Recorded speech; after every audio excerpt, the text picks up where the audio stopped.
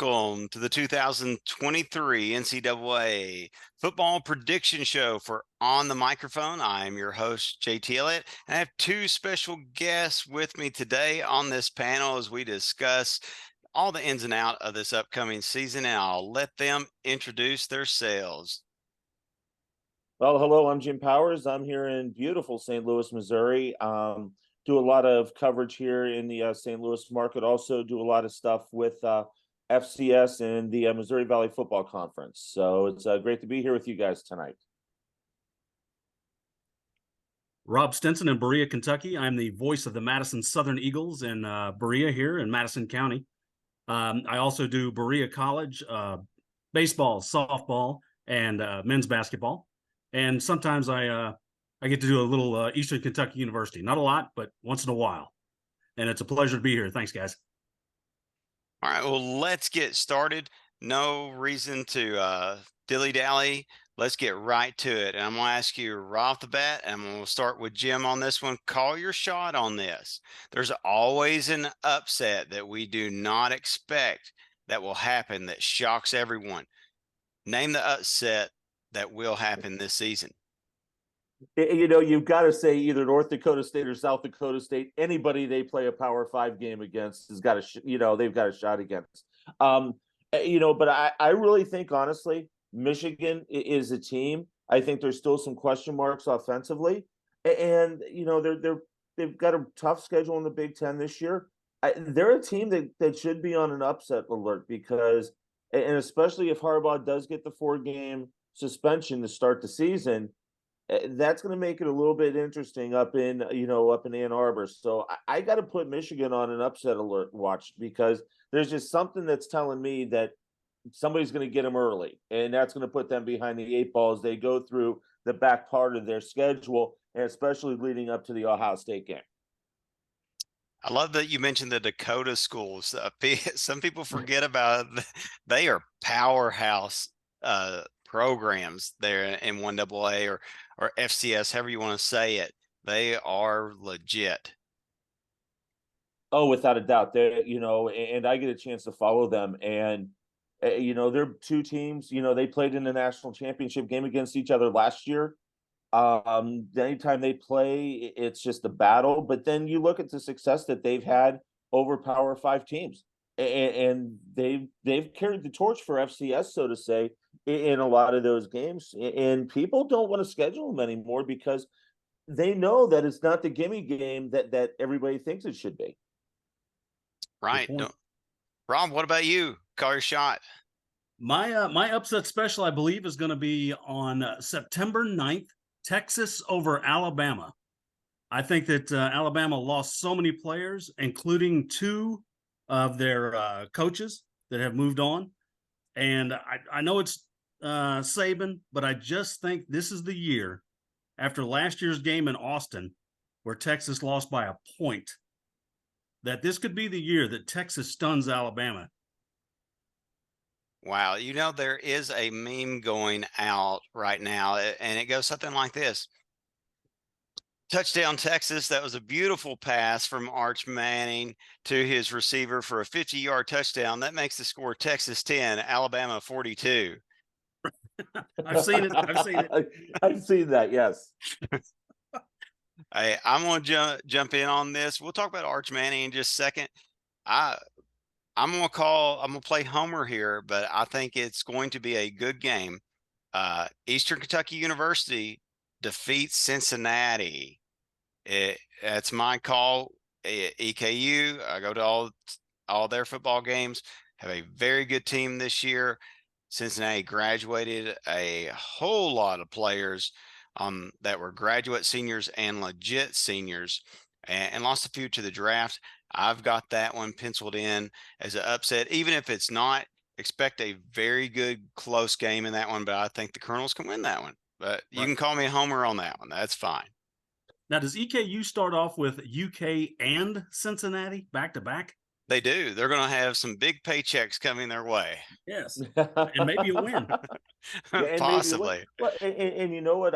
I'll agree with you on that. Luke Fickell leaving, that, the job he did with that program, I don't know if Cincinnati's going to be at that level. I think they're, that their new head coach is going to do a great job, but I can't foresee Cincinnati being at the level that Luke Fickell had them playing over the last 3-4 years. Right. Totally agree. We just mentioned the Manning family. So an Arch Manning SEC debut. Let's do some comparison here. Eli Manning did not throw any touchdown passes his freshman year. Peyton Manning threw for 11. How many touchdown passes does Arch Manning throw for? Rob, let you start us off. I'm going to go with 5. The only reason I say that is because I believe Quinn Ewers, I can't pronounce his last name, is going to be the starting quarterback. And the only way I see Manning getting in the game is if there's an injury to the starting quarterback, and then they have another, I believe he's a freshman or a sophomore this year, to back up Ewers. And I just don't think that they're going to throw Manning into the mix as much as people think they are. I think they'll take a year, let him get to the game, and learn the game a little bit more. I'm just going to say 5 just because he's getting in for mop-up duty. Jim, over under on that one. I'm going to go over, but not very far over. I'm going to go 7. I agree with a lot what's being said, but if Texas stubs their toe early, if they come out of the gate 1-2, 2-2, Sark may go with the change, get him out there and let him go to work. I don't think it's the smartest idea, but also you're looking at the Manning pedigree. The kid's legit. The kid's a slinger. I mean, he can read defenses. But it's good to have that year experience. I'm kind of hoping that Texas does get out of the gate fast.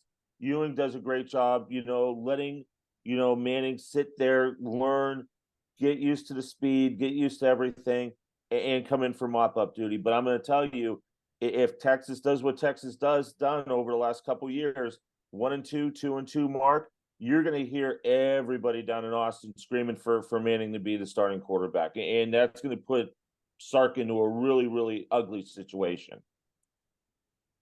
I am going to throw a little wrench in this, and I'm going high. And that's because I think the crowd, like exactly what Jim said, the crowd's going to be wanting him no matter what. They want to see what he can do. I think he's going to get those blowout TDs. So I think he's definitely over 5. I'm going with Peyton's number at Tennessee with 16 touchdown passes for Arch Manning this year. I think they will make him the guy, the QB1 sooner than later, and I think it will be out of desperation.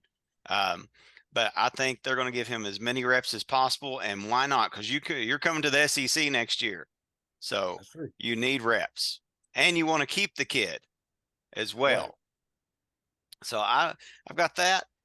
I also got some other surprises. So let's talk about what percentage do you give the current Heisman winner, Caleb Williams, University of Southern California? What percentage do you give him to repeat as Heisman Trophy winner? Only been done by Archie Griffin at Ohio State. So what's your percentage? Let's go with Jim.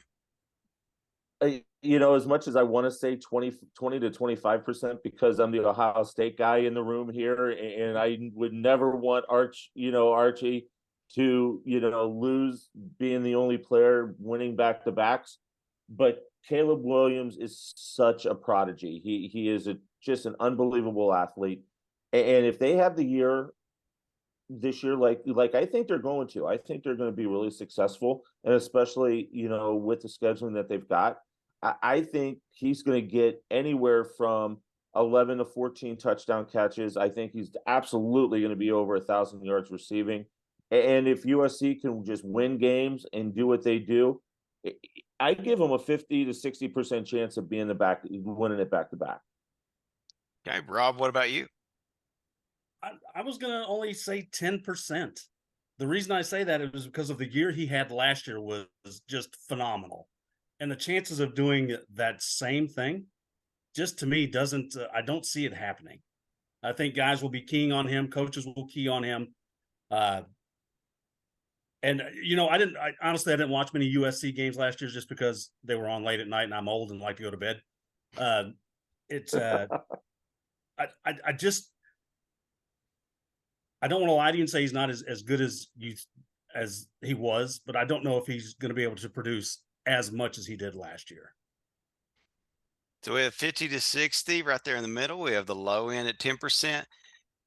I'm going all in on it 100% that he wins it back to back. They're in the Pac-12 last year, that they'll be in the Pac-12. You have Lincoln Riley as your head coach. So I think they're going to get in the playoffs. I don't think they're going to win it all. I'll say that right now.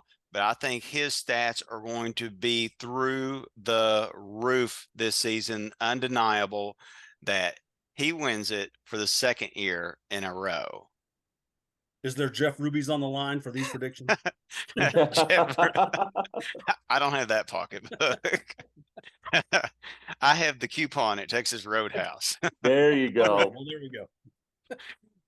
All right. Primetime Deion Sanders making a lot of noise. He turned Jackson State around. So the question is, in his first season, does Colorado make a bowl game? Yes or no, Rob? I'm gonna say no, and the reason is their schedule is fairly difficult from what I looked at. I saw maybe 4 games they could win, but then I'm thinking to myself, teams get in to any bowl game now. So if you happen to squeak out 5 out of 10 victories, I mean, you could go to I don't even know what bowls there are that. I, so my answer is no with a possible yes. What about you, Jim?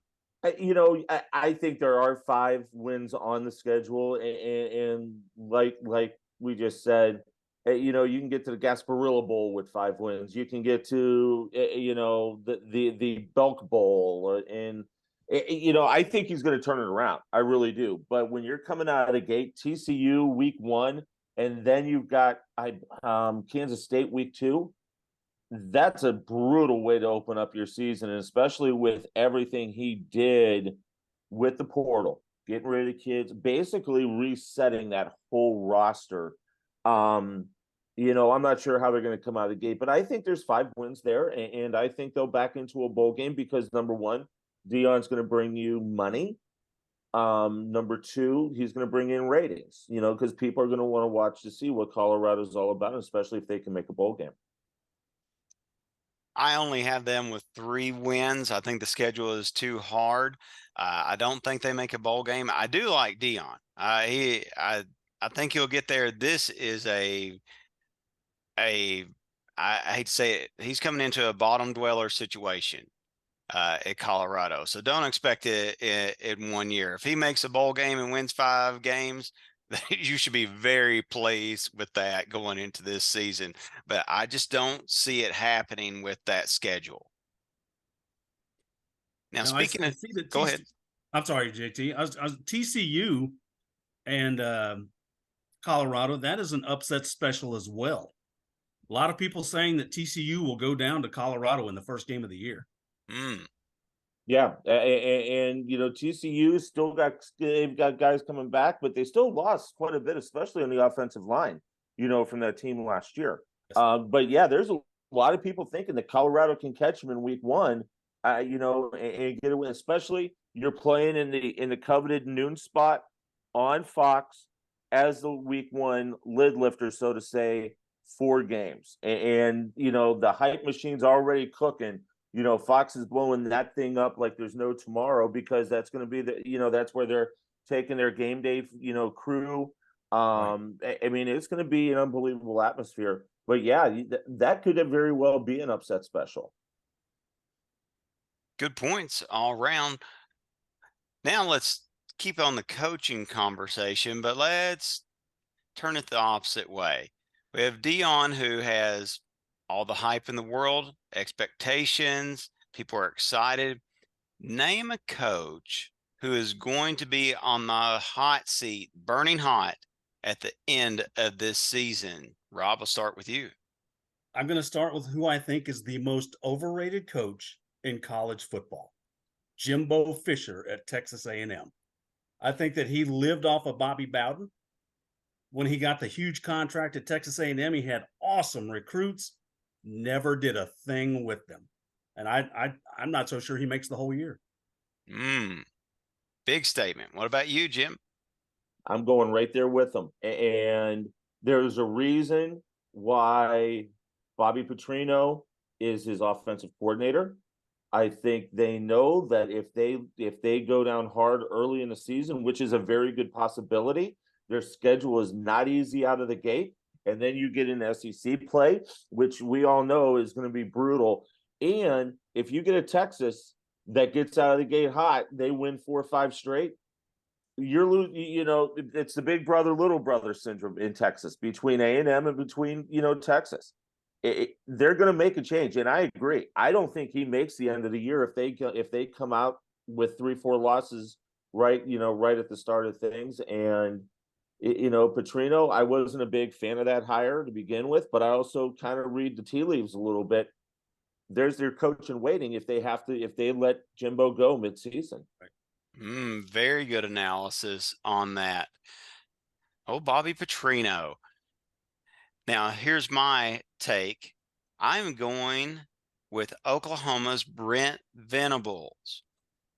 Oklahoma rode in my opinion, as a athletic program, probably the best in the nation.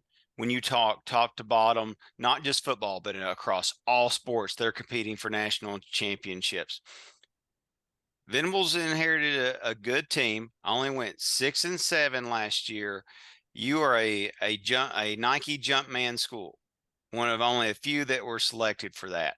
So your expectations from that point of view are high as well from your endorsements and so forth. You cannot have another 6-7 year there, or you'll be out the door. I think he is on the hot seat without a doubt.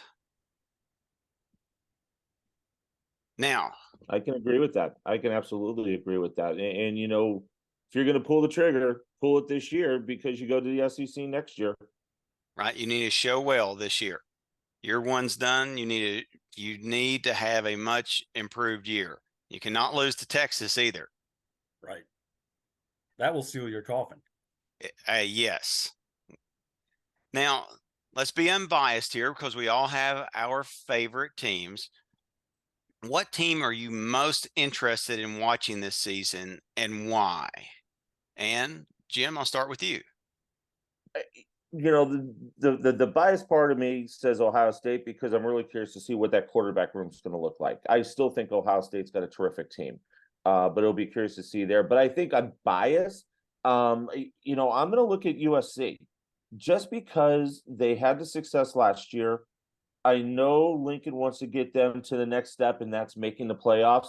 I'm not so sure that they make it. They're going to have to run the table, win the Pac-12, the last Pac-12 championship to get a playoff spot, because if they lose one game, and we all know that's what happens in the Pac-12, you lose a game somewhere down the line, whether it's to an Oregon, a Utah, somebody, then you put yourself behind the 8 ball. But I'm going to be really anxious to see what Lincoln does, how he dials things up with Williams to get him open, to get him the ball, and different things along those lines. I think they're a fun team to watch, and I'll be really interested to see how they go about their business this year. Rob, what about you?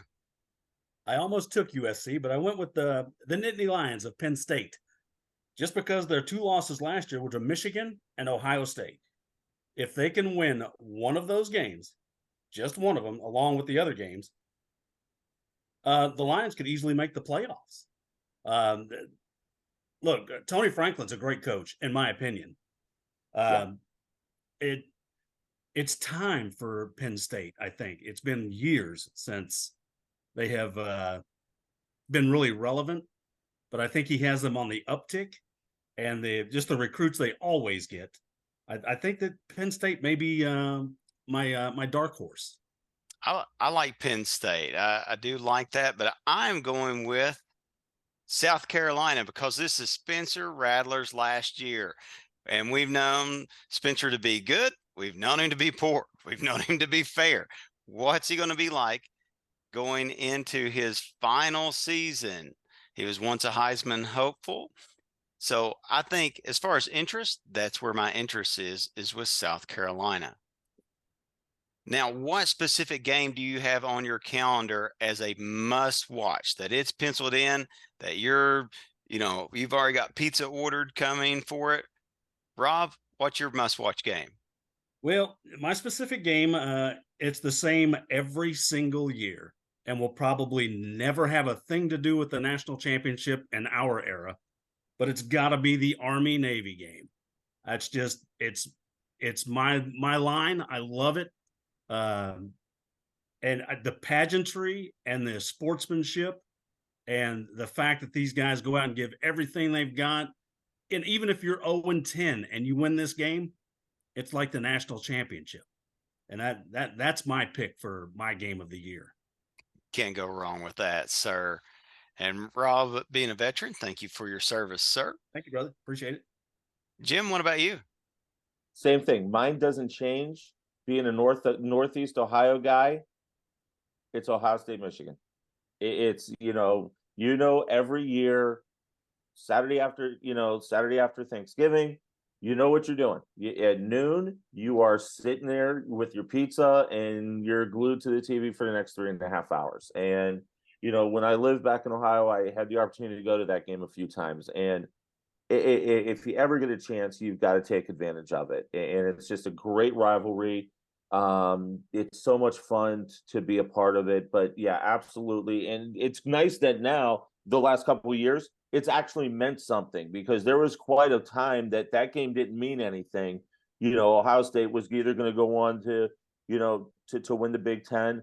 But now, the way Michigan's been coming around the corner, the game actually, there's a lot on the line, and I think it's going to be the same way this year. It will be Well, a great game. we're all going with these historical games because I am going with the Iron Bowl of Alabama Auburn, because you have the return of Hugh Freeze after a successful tenure at Liberty, coming into Auburn facing an Alabama team that's, I think, beatable this year. So I'm going with that one. Last question, my friends. It's time to name the 2023-2024 season national champion. What is your prediction, Jim? You can't take the title away from the team on the top until somebody beats them. And right now it's Georgia. They're loaded again. I mean, offensively, defensively, they've probably got the fastest defense that I've seen in a long, long time. Some questions probably at the quarterback position. But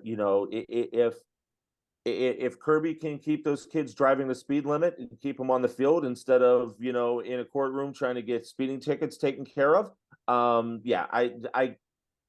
don't think there's a team on the level of Georgia right now, and that's where I think the power is going to lie. Now, USC could give them a run for their money. I think they've got the speed that they can run with a Georgia, but right now it's Georgia's world and everybody's just living in it. Rob, what about you, sir? Jim, I don't want to make you mad, but I got to go with the Michigan Wolverines this year. I think with their success last year, that they're going to build on that. And look, I'm not a Jim Harbaugh fan, but look, it's Michigan. They've got a great team. If they can get by Ohio State and Penn State, I think there's a really good chance they can win it all. And you know what? You got a great point. You got to remember too, those three teams, that round robin that the three of them are going to play in October, in early November, that's going to decide who's going to be representing the Big Ten. I think, and I agree with you 100%. Michigan's great. I hate Harbaugh. Not gonna deny it. So did I say Jim? I meant John. Oh, okay. There you go. I like John Harbaugh. John's okay. Well, I am going with the first three-time champion since Minnesota in the 30s, and that is Georgia. I'm going to go with the Bulldogs as well in that one. Well, gentlemen, that wraps up all the questions that we had for this episode of On the Microphone. As always, I like to conclude things. This is your chance, because you're a guest on this show.